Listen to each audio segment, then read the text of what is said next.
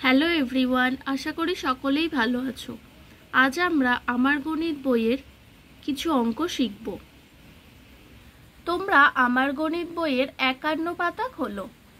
একের দাগের অঙ্কটা দেখো, বলেছে মনে মনে হিসাব করি। কয়েকটা কি বলেছে, 8-এর গুণনীয়ক কতগুলি। গুণনীয়ক বলতে কি বোঝায়?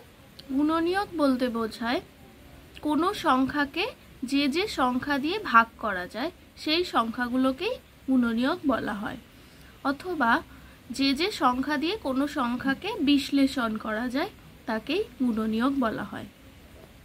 চলো দেখে নিই 8-এর গুণনীয়ক কতগুলি।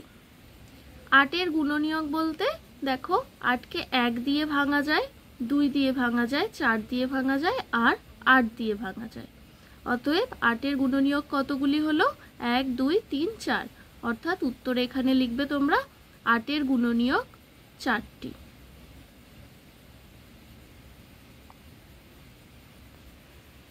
একইভাবে ক্ষয়ের দাগের অঙ্কটা করবে তোমরা। 21-এর গুণনীয়কগুলি কি কি জিজ্ঞাসা করেছে। এরপর গয়ের দাগের অঙ্কটা দেখো, 24-এর কতগুলো মৌলিক উৎপাদক আছে। এটা নির্ণয় করার জন্য আমরা প্রথমে 24-এর উৎপাদকগুলো কি কি দেখে নেব।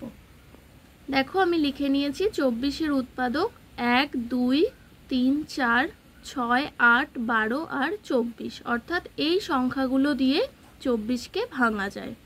এখান থেকে আমরা মৌলিক উৎপাদক কোনগুলো পাবো? দেখো, 1 মৌলিকও নয় যৌগিকও নয়, 2 একটা মৌলিক সংখ্যা, 3 এটাও একটা মৌলিক সংখ্যা, 4 যৌগিক সংখ্যা, 6 যৌগিক, 8 যৌগিক, 12 যৌগিক এবং 24ও যৌগিক। এখান থেকে 24-এর মৌলিক উৎপাদক কোনগুলো পেলাম? 2 আর 3।